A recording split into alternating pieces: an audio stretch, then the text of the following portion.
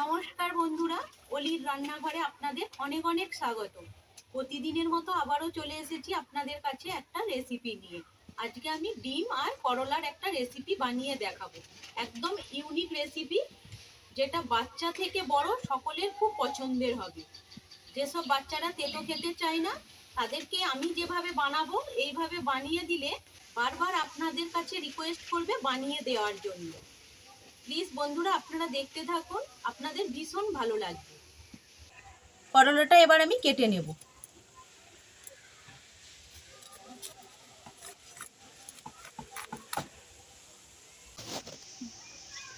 করলাটা কেটে নিয়েছি, এবার করলার এই বীজটা বার করে দেব।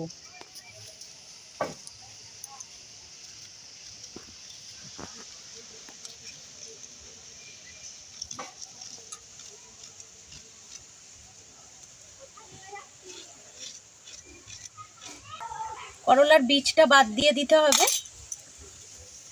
এবার আমি করলাটা কেটে নেব, এইভাবে পাতলা পাতলা করে কেটে নেব।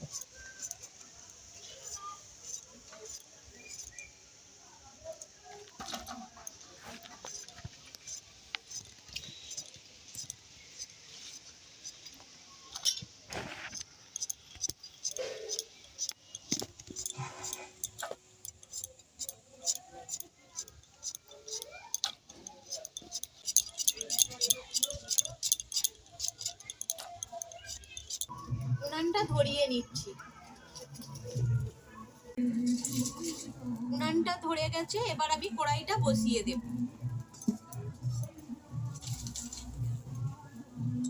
কড়াইয়ের মধ্যে জল দিয়ে দেব। কড়াইয়ের মধ্যে জল দিয়েছি, এবার নুন দিয়ে দেব। করলার যে দুটো কেটেছিলাম সেই করলাগুলো এবার আমি কড়াইয়ের মধ্যে দিয়ে দেব।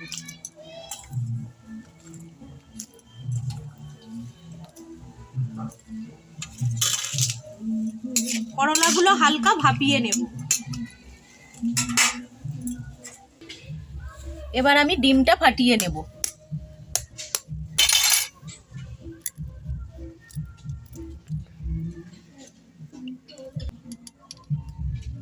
দিয়ে দেব নুন।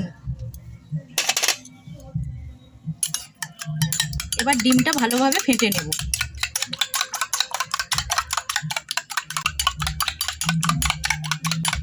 নুন দিয়ে ভালোভাবে ফেটে নিয়েছি। করলাটা ভাপানো হয়ে গেছে, দেখতে পাচ্ছেন?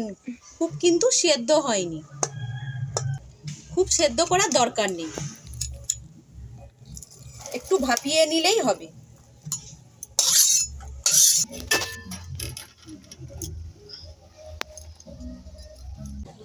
কড়াইয়ের মধ্যে তেল দিয়ে দেব।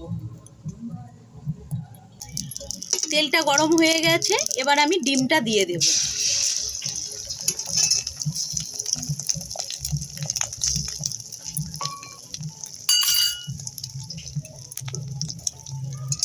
এবার ডিমটা ঘেঁটে দেব।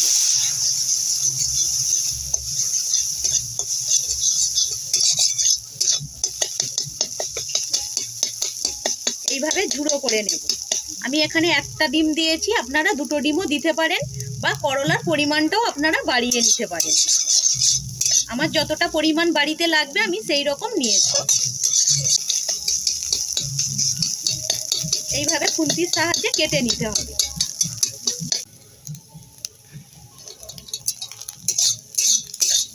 ডিমটা ভাজা হয়ে গেছে, এবার আমি নামিয়ে নেব।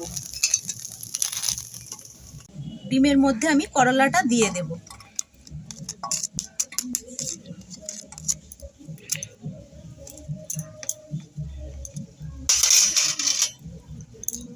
কুচনো পেঁয়াজ দিয়ে দেব।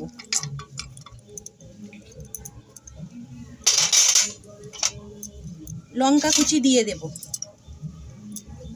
ঝালটা আপনারা আপনাদের মতো দেবেন।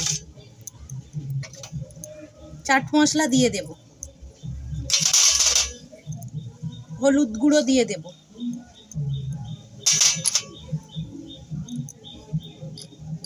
লঙ্কা গুঁড়ো দিয়ে দিলাম।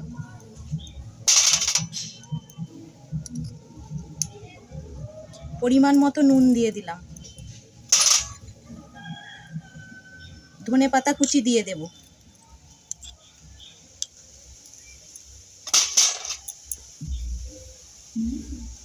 এবার আমি বেসন দেব। 1 চামচ বেসন দিয়েছি, আর 2 চামচ দিয়ে দেব।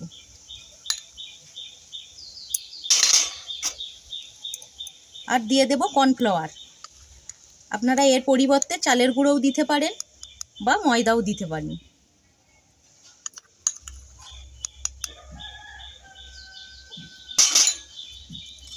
এবার এটা আমি ভালোভাবে মেখে নেব। জল দেব না, আস্তে আস্তে মাখতে মাখতেই নরম হয়ে যাবে। আপনারা এইভাবে বাড়িতে বানিয়ে খেয়ে দেখবেন, ভীষণই খেতে ভালো হয়। দেখতে পাচ্ছেন বন্ধুরা, আপনা থেকেই নরম হয়ে গেছে, জল দেওয়ার কোনো দরকার নেই। আর দেখবেন এইভাবে কোনো শেপ দেওয়া যাচ্ছে কি না, তাহলে বেসন আর কর্নফ্লাওয়ার কিছুই লাগবে না।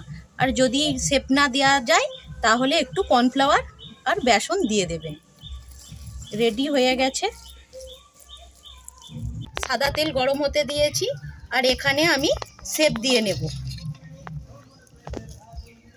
আমি এখানে লম্বা লম্বা করে শেপ দিচ্ছি, আপনারা চাইলে গোল গোল করেও বানাতে পারেন।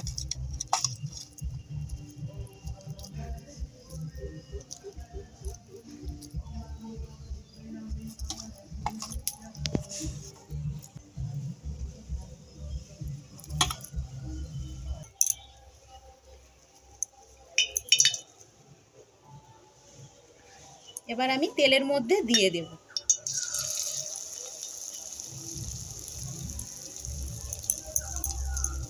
এইভাবে হাতে নাড়াবো, নাড়িয়ে তেলের মধ্যে ছেড়ে দেব।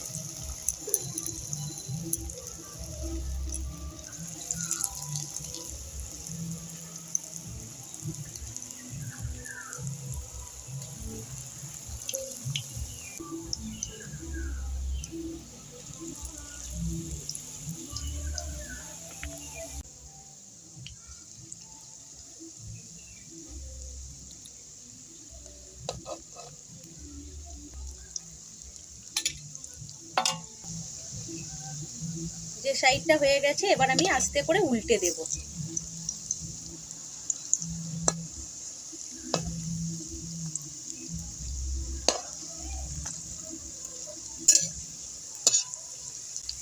উনানের আঁচটা কমানো আছে, হালকা আঁচে ভাজতে হবে, না হলে ভেতরটা ভালো হবে না। খুব সুন্দর একটা গন্ধ বার হয়েছে। আমি এখানে চাট মশলা ব্যবহার করেছি, আপনারা এর পরিবর্তে জিরে গুঁড়োও দিতে পারেন। লাল লাল করে ভেজে নেব।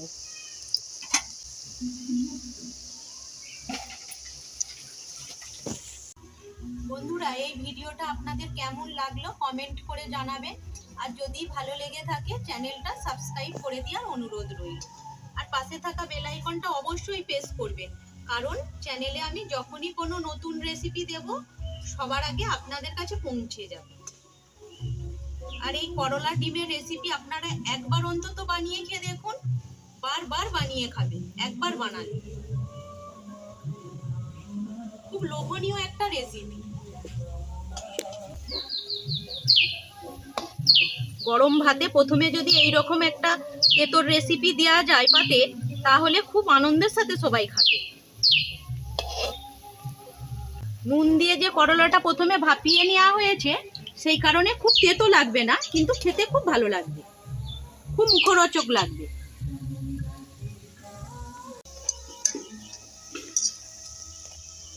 যেগুলো আগে দিয়েছিলাম সেগুলো ভাজা হয়ে গেছে, এবার আমি তুলে নেব।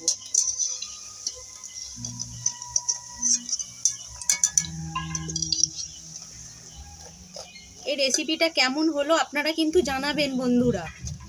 কতটা মুচমুচে হয়েছে আওয়াজ শুনে বুঝতে পারছেন।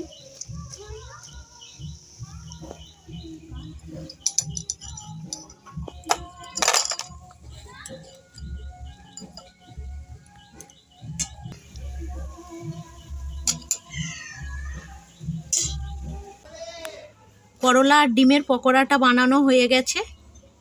কেমন লাগলো আপনারা জানাবেন।